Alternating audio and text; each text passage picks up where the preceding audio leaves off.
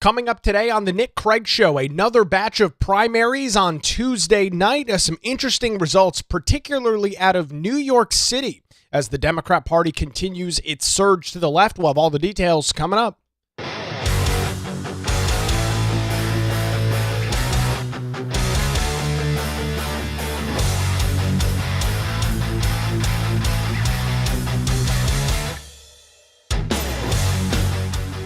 And a good Wednesday morning to you. Welcome into the Nick Craig Show, streaming live this morning on YouTube, Rumble, X, and Facebook. Don't forget that you can take the show with you 24/7 on demand. It is completely free to do so. Just search for the Nick Craig Show in your favorite podcast app. You can also listen online by visiting the website nickcraig.com. And don't forget to get access to our daily show notes over at patreon.com/Nick Craig. Our show this morning brought to you by the Law Group here in Wilmington. For any legal questions or challenges, 910-251-6088 or online at lawgroupnc.com. We'll hear more from them coming up a little bit later on in the program this morning. Another batch of primaries taking place across the United States. Tuesday night, some very interesting results. We'll get into that coming up here in just a minute, but I want to start off with what I mentioned in the morning line email. For those that are not familiar, each and every weekday morning you can subscribe to a email newsletter that provides you the top stories from across the state of North Carolina. It's called the NC Morning Line. You can get it for free, ncmorningline.com. Just go there, put in your email address, and you'll get an email each and every weekday morning at 6:30 in the morning. Start your day off with the top stories across the state. And I mentioned something that I've been kind of ignoring as a topic because I really just don't think it's that interesting, but it just continues to go on.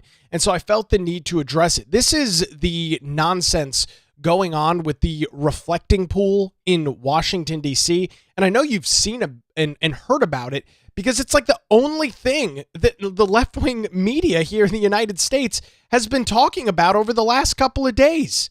I mean, they have put so much time, have given so much coverage to such a non-issue. It's absurd. It's totally absurd how much time they have spent talking about the Lincoln Memorial reflecting pool.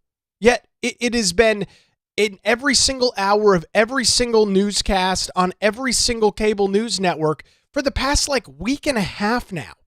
And not that I'm going to dig into the details because it's not interesting. It's not relevant. I don't know why anybody cares. I mean, the whole concept here is the reflecting pool looked like garbage. It had a bunch of algae and crap floating in it. So the administration was attempting to clean it up ahead of inviting tens of hundreds of thousands of people to Washington, D.C. over the next couple of weeks as the 250th anniversary of the United States comes through here coming up next Saturday on July the 4th. And you would think this is like a major influential political discussion, and it's just not. But you've got left-wing protesters now that are throwing things in the reflecting pool, are bringing outside algae and putting it into the pool. I mean, it just shows you the miserable spot that the Democrat Party is currently in. I mean, there is not a greater example that I have seen as of late that the misery that the Democrat Party is in. And there's nobody else to blame but themselves, right? Their entire political identity, and we talked about this a couple of weeks ago, or maybe it was last week, their entire political identity right now is nothing more than Donald Trump is bad. That Donald Trump is no good. And so therefore, with that being the prevailing political opinion, with that being the prevailing political thought, there is no other option, no other alternative but to go to and protest against a reflecting pool? I mean, sound ridiculous? I hope so, because it is. That's the status of the modern Democrat Party. Donald Trump says, hey, the reflecting pool kind of looks like garbage. The liner's all screwed up. The bottom of the pool is dirty and disgusting. It needs to be cleaned. And because of that, Democrats have had to take the stance of, okay, well, if that's the case, then we are pro a dirty Lincoln Memorial reflecting pool.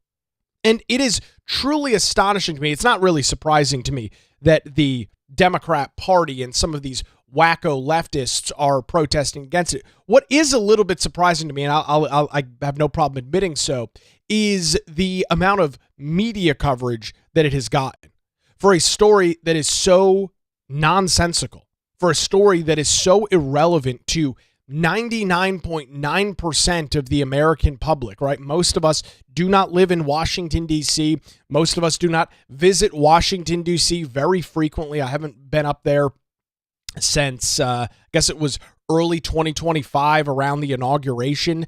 I mean, it's just a non-issue.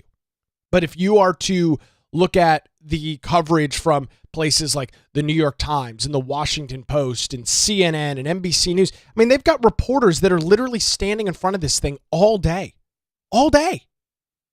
And so I don't really know where something like this goes. I mean, obviously any opportunity to try and get one over on Donald Trump is a major, seemingly for those on the left, a major political win that they need to kind of hold close to their vest and try and turn into a major topic and a major discussion point. But it's pathetic. It's sad. And it just goes to show you this broader discussion, and we'll talk about this coming up as we get into some of the details out of these primary election results in New York City last night, that the Democrat Party is just out of ideas. I mean, there is a zero. The tank is on empty. There is nothing left in the gas tank for this party. And so it has left them in a position where they need to be on the side of a reflecting pool that is filthy. A reflecting pool that has got a bunch of dirt and grime, which makes sense. It's not a covered pool. It's a very large reflecting pool over there at the Lincoln Memorial. It gets dirty. And so at some point it needs to be cleaned.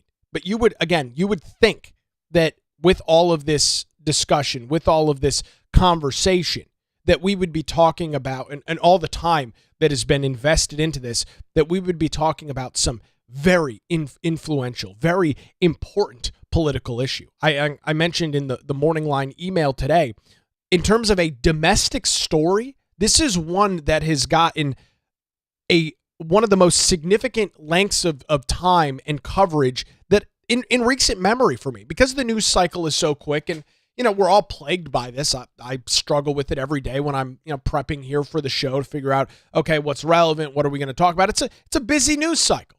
And so there's obviously a lot of different things that can be talked about. It is genuinely shocking and surprising to me that this story about a reflecting pool and everything associated with it has garnered so much media attention. And now you've got fences that are going up around the reflecting pool because protesters can't help themselves but protest a clean pool. Protesters can't help themselves but to try and cut the liner of the pool to, I don't know, own Trump. I mean, you're owning Donald Trump, who is going to be your president for the next 2.5 years, by cutting the liner on the Lincoln Memorial reflecting pool.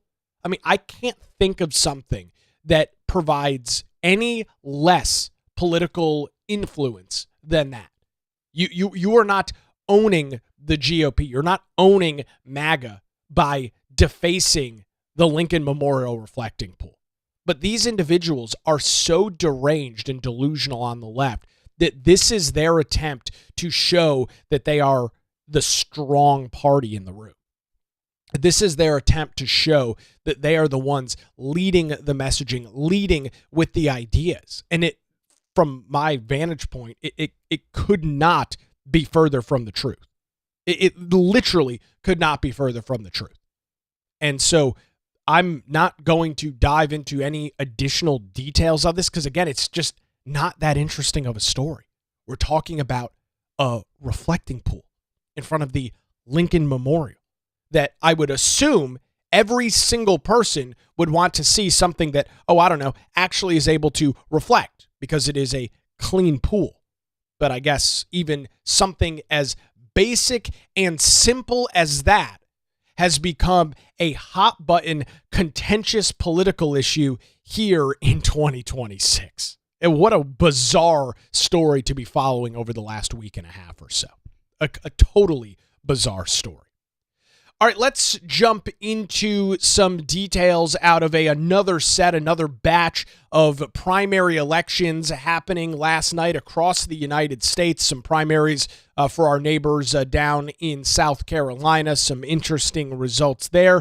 But probably the most interesting details come out of New York, and more predominantly New York City, where Zohrani Mamdani, the recently elected socialist mayor of the Big Apple, got heavily involved in these primary elections, and to his credit, had a very good election night, backing three far-left, far-progressive candidates that had very good nights in their primaries in New York City. I'm reading an article here from the New York Post, who's got the coverage. They write, Socialist Mayor Zohrani Mamdani's far-left slate of Big Apple congressional hopefuls prevailed in Tuesday's Democrat primary, with firebrands taking off with these firebrand candidates, the three of them pulling off some major upsets in the Big Apple. Former Comptroller Brad Lander and State Assemblywoman Claire Valdez were quickly projected by the Associated Press and other media outlets to win over their establishment Democrat opponents. And so with this, you've got longtime members of Congress on the Democrat side of the aisle that were just shown the door by their own party. You've got members that wouldn't say are necessarily moderate, because I don't think that that's the case. But you had Democrat members of Congress, including Representative Dan Goldman, who, again, not middle of the road, but not full insane, full wacko leftist, that had a pretty sweeping election defeat. Looking at the results over at NBC News, this is the New York House District 10 primary. Brad Lander, the progressive in this race, won with 65.8% of the vote, compared to Dan Goldman, who, again, is the incumbent, is currently a sitting member of the United States Congress, ended with just 34% of the vote. I mean, this is a sizable election defeat. And while the voter turnout wasn't incredibly high, you had over 55,000 votes for Brad Lander and just shy of 29,000 votes for Dan Goldman. That's a pretty significant election defeat. I mean, when we talked about some of the interesting GOP primaries that have taken place, similar over the last 2 months or so, as we've been watching this primary season continue to play out in a variety of different states across the nation, this is some of the similar results we've seen with MAGA versus non-MAGA candidates. And in all of those elections, I've told you here, it is a clear sign of what's going on and what's moving forward. And you are now beginning to see that in the Democrat Party. And so the big question is, with these more rational, and obviously that is a subjective term, but with these more rational Democrat candidates, some of them being incumbents in their positions, losing pretty handedly in their election results, in voting yesterday, what does this mean for the Democrat Party moving forward? What does this mean for November?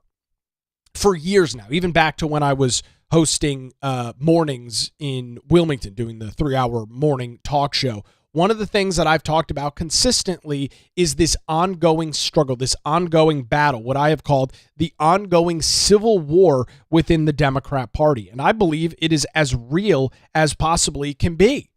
You've got these more establishment, in some cases more moderate, but not always the case, more moderate individuals that understand that the far left and their progressive ideology and their progressive agenda is in large part not palatable to the vast majority of the American public. They understand this.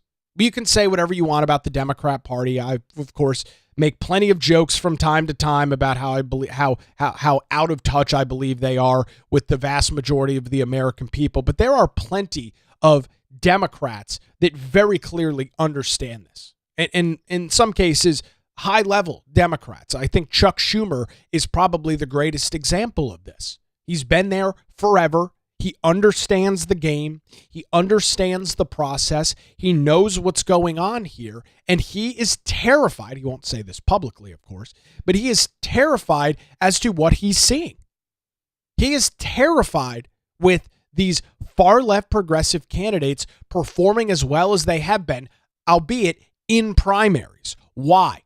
Because in November, coming up here in just a couple of months, you are going to watch Republican ideals and Democrat ideals square off on the national stage. And in large part, many of the platforms, many of the policies, many of the ideas that are pushed by individuals like Zohrani Mamdani, like Assemblywoman Claire Valdez, like former New York City Comptroller Brad Lander, and the other individual, I forgot her name, that won on Tuesday night. These ideas are not broad. These ideas may work in New York City.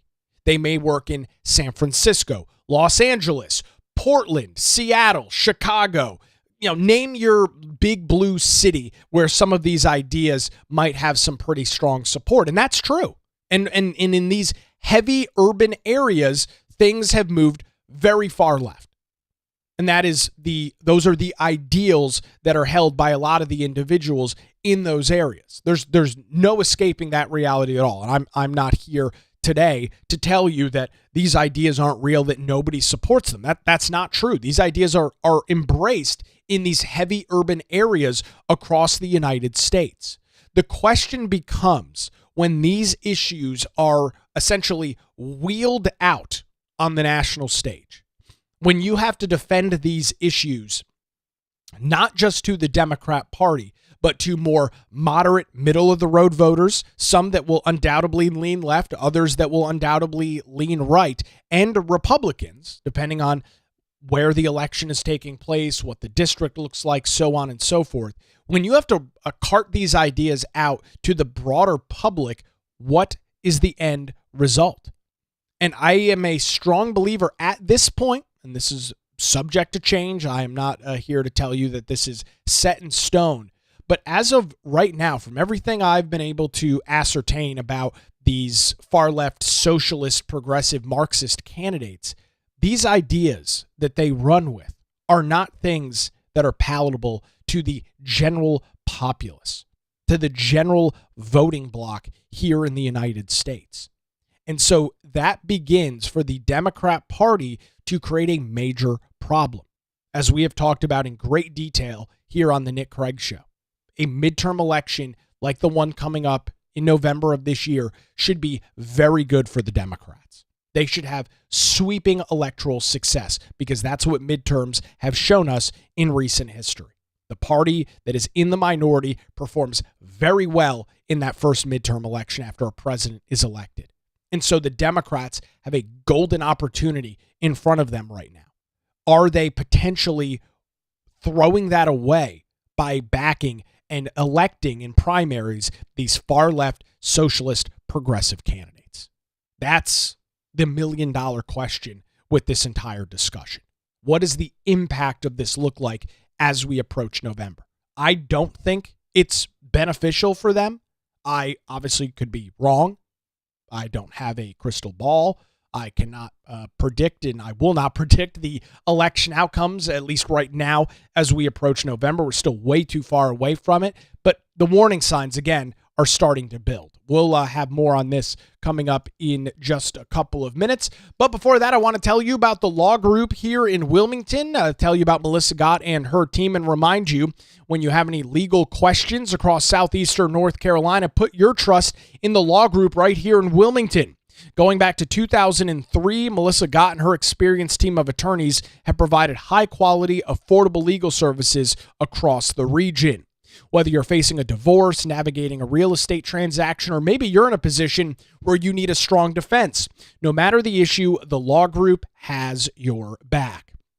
Their dedicated team ensures that your questions are answered and issues are resolved as quickly as possible. Great news, folks. They're not some big national law firm. Melissa Gott and her team live right here in southeastern North Carolina. They're located in downtown Wilmington, and they're just a phone call away at 910-251-6088, or you can visit them online at lawgroupnc.com. That's 910-251-6088, or online, lawgroupnc.com. It's the Law Group. Experience and dedication you can rely on. We appreciate the Law Group and their continued support here of the Nick Craig Show.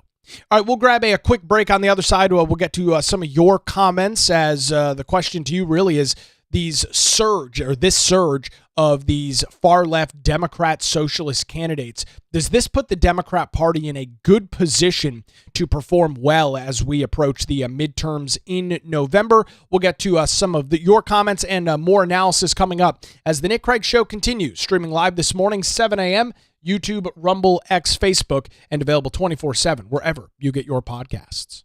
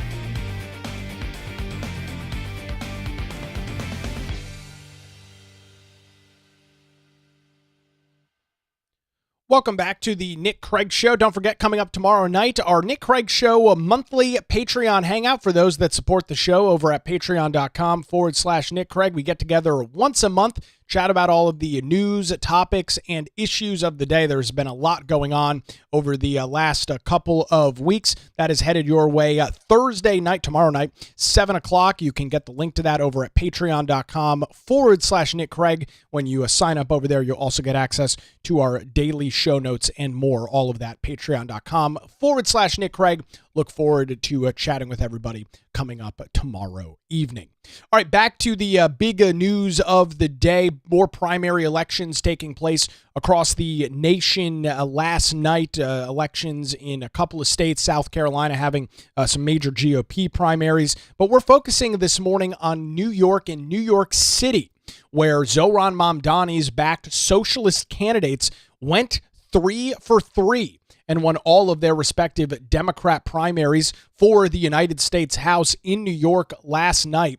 Bill Melugin had a really good rundown of these candidates and what they support. Bill Melugin, for that name, if it sounds familiar to you, he was the reporter for Fox News that was the only one for months during the Biden administration that was at the border with the Fox drone showing the American people while the rest of the U.S. media had nothing to say. The cat had their tongue. They couldn't mention Biden's border disaster. It was Bill Melugin and Fox News that were down at the border every single day showing these caravans of individuals illegally coming into the United States. He has made a huge name for himself. He was already a Fox reporter before that, but is really kind of shot into the stratosphere with some of that coverage. This was his analysis and breakdown of these three candidates. So we start in New York 13, where De La Razia Alvia Chevria won in the 13th congressional district there.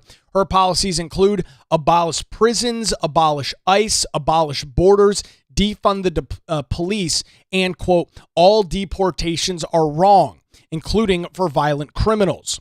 She has called the United States a, quote, effing disgrace, and said in a prior social media post, I forget to get napkins, so I just wipe my hand on the American flag behind me. She won in the Democrat primary in New York's 13th congressional district last night. We then go to Claire Valdez in New York 7.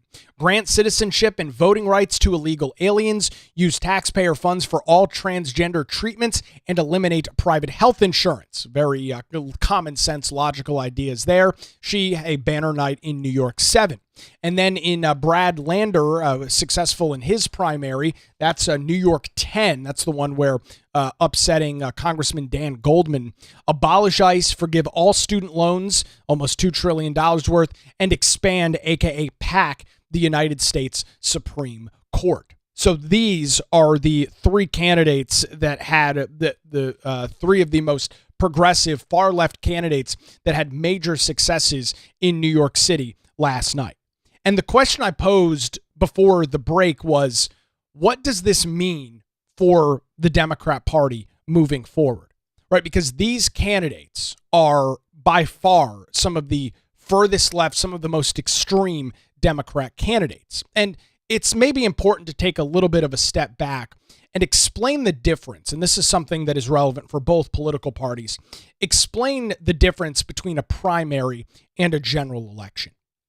The furthest right or furthest left candidate in a primary is not always the best choice. And the reason for that is one that is very simple.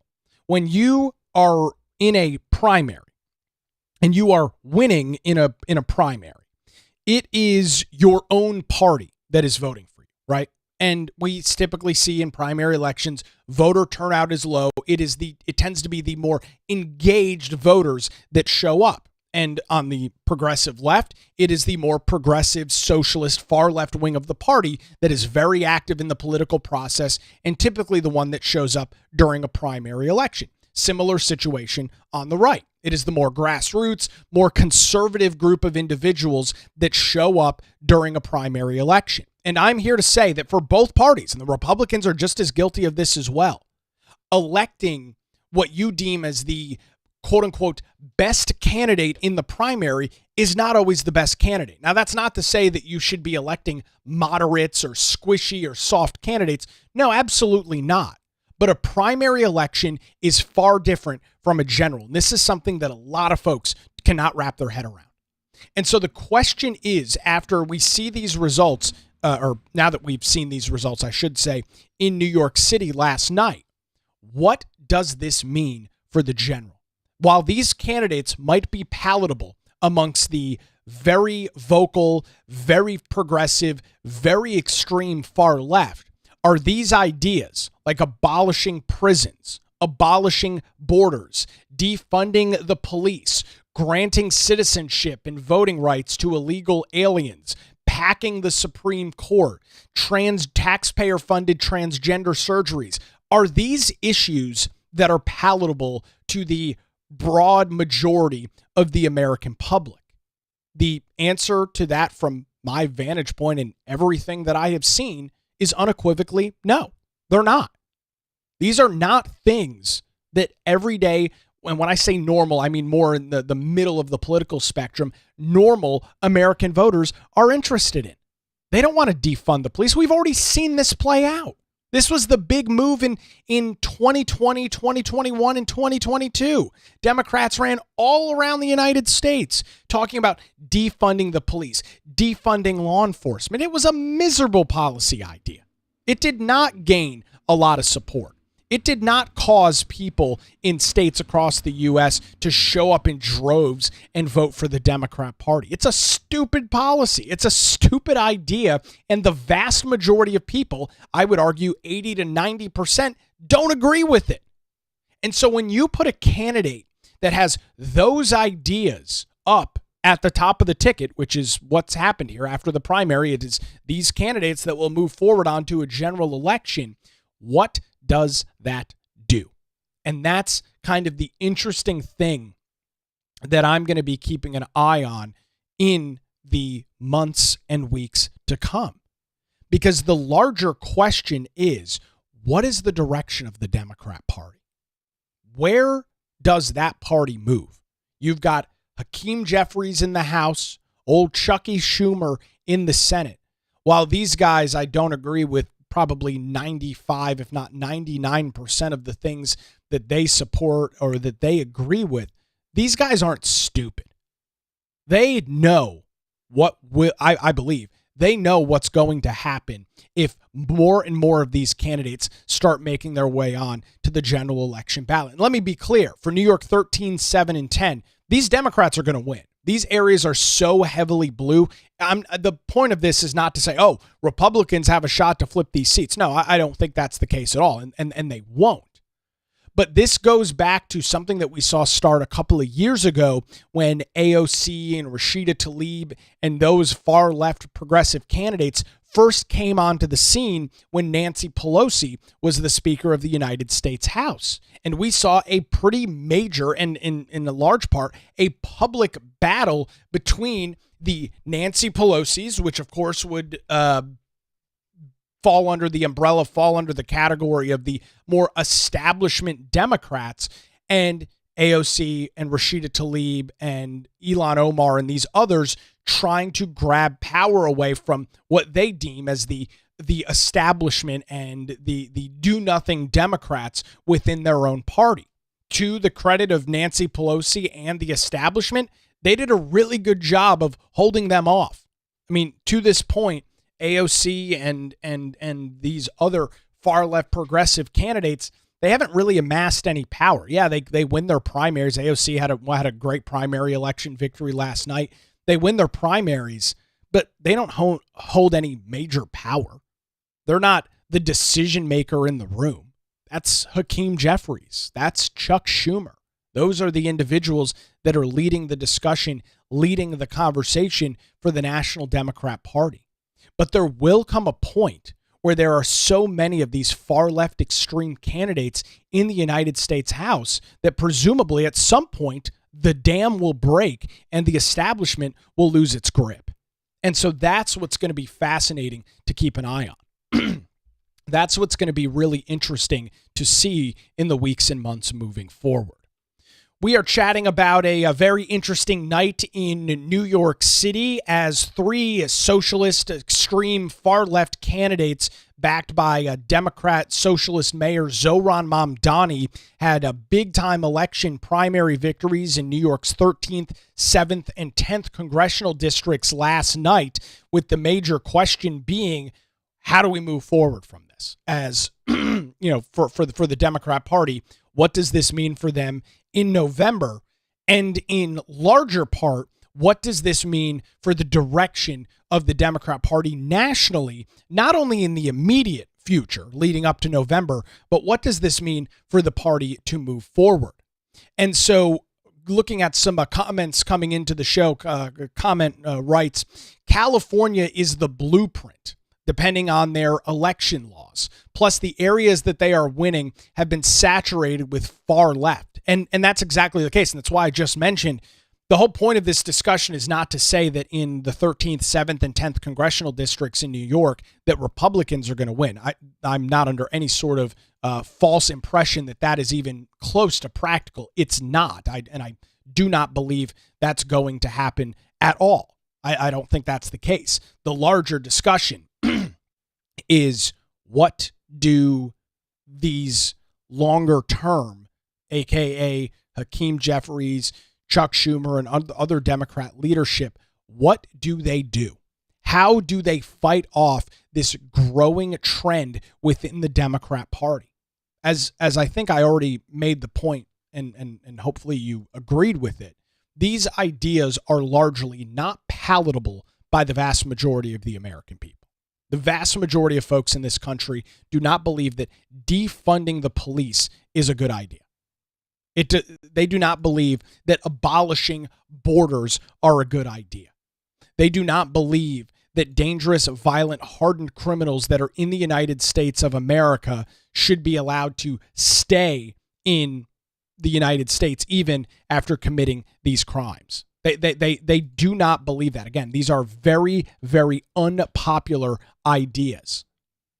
And so that is kind of the question that I think a lot of folks, I would assume, in high-level Democrat circles are asking themselves right now. Right? Are we at the point where the dam is starting to crack and will eventually give in and break, and all of these radical far-left progressive candidates will surge to power in Washington, D.C., surge to power in the United States House? And when they do, and if there's enough of them, they eventually will be able to take over leadership and control the Democrat Party. And once that happens, and this is why somebody like Hakeem Jeffries and Chuck Schumer, I believe, are shaking in their boots this morning. Once that happens, once these individuals amass enough seats in the House that they can say, no, we're going to be the leadership of this party, the Democrats are in a miserable position. They are in a really, really bad spot. The 90+% of the American people do not agree with any of these policy platforms. They just don't.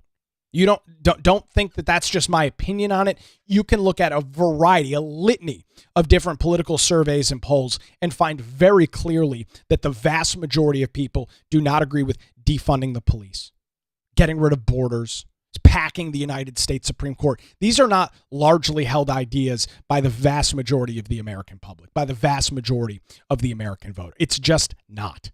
So don't shoot the messenger on it. It's just the truth. So Zohrani Mamdani was speaking in New York City last night at the election victory party for one of the candidates. Let's just listen into a few minutes of this. Establishment Democrats. And strong turnout on the left could have massive implications for the midterm. Yeah, it was way over 2022.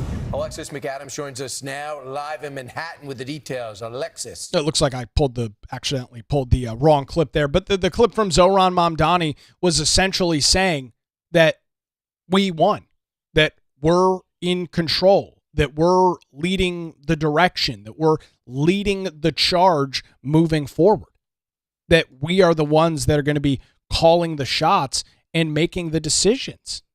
And so that is going to be a very, very interesting thing to see in the weeks and months ahead. This is the right clip. I just didn't have it scrubbed through far enough. This is some of the conversation from some of the candidates and Zohrani Mamdani last night in New York City. Take a listen for yourself. Fascism, to abolish ICE, and to stand up to the billionaires. Abolish ICE. Free Palestine. Organize your union. And join DSA. I see a New York that we can all afford. I see a New York that truly invests in its babies, not bombs. And so those are the three different clips you heard there are from the candidates that won last night. So before you run to social media or send me an email and say, Nick, you're blowing these people's ideas out of proportion. No, you literally heard it out of their mouths. Abolish police. Abolish ICE. I'm not saying something inaccurately. I am not inferring what their policy positions are. Those 3 clips you heard are from the election victory parties for the 3 candidates that we've talked about in New York's 13th, 7th, and 10th congressional districts. Those are their words. And you saw in the last clip, Zohrani Mamdani was standing right next to the candidate in New York 13. As she said, "Oh, we need to invest in our children, not bombs." I didn't realize New York City was in the bomb making operation. I didn't realize that New York City as a entity was producing military munitions for the United States. It doesn't even mean anything. So, interesting comment coming in, but they are spreading out, moving into red areas, taking over slowly. Yeah, that is absolutely happening. And so, in kind of rounding out, putting a bow on this discussion and conversation, this is going to be a very interesting time for the Democrat Party. And it's not completely unheard of, right? We similarly saw something with the Republican Party in years past over the last decade, right? You had the establishment Republican base that was pushing against who? Now the current 47th president of the United States, Donald Trump. You had a major push from within the Republican Party to make sure that Donald Trump wasn't able to have an election victory in 2016. He was. Congress, Paul Ryan, stood against him, worked against him actively as the Speaker of the United States House with a Republican majority for his first 2 years until Republicans lost the majority in 2018. And so we've seen these situations where you have this evolution of a political party. There's one key difference, however. The issues in which Donald Trump ran on and supported were not broadly hated by the American people. Donald Trump's message, and you can say not everybody agrees with it. Sure, that's fine. I'm not saying there was broad or 100% agreement with everything that Trump ran on in 2016 or in 2024. But his ideas were not 80-20 issues, right? You can look at the issue of immigration, something that was a cornerstone of the second Trump campaign. That's an 80-20 issue. Over 80% of the people in the United States support deportations for those that broke federal law and came into the United States illegally. 80% of the people in the country do not support abolishing ICE, abolishing prisons, abolishing borders, and defunding the police. They do not support that. They also don't support forgetting a napkin and using the American flag to wipe your hands or wipe your face. A direct quote from De La Raza Alviera, who won in New York 13 last night. That is not an 80-20 issue.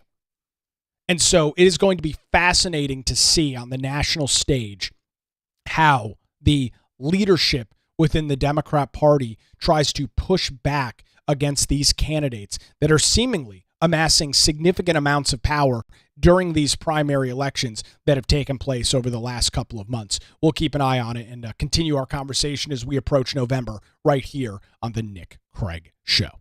Fascinating to watch. Again, we'll keep an eye on it. All right, that's going to do it for a Wednesday edition. Thanks to the Law Group here in Wilmington for their continued support. You can visit them online at lawgroupnc.com or give them a call, 910-251-6088. The Nick Craig Show streams live weekday mornings, 7 a.m., YouTube, Rumble, X, Facebook, is also available 24/7 in your favorite podcast app, and is heard weeknights, 9 to 10 p.m. on WBT Radio in Charlotte. Enjoy your Wednesday. We'll do it again tomorrow morning right here on The Nick Craig Show.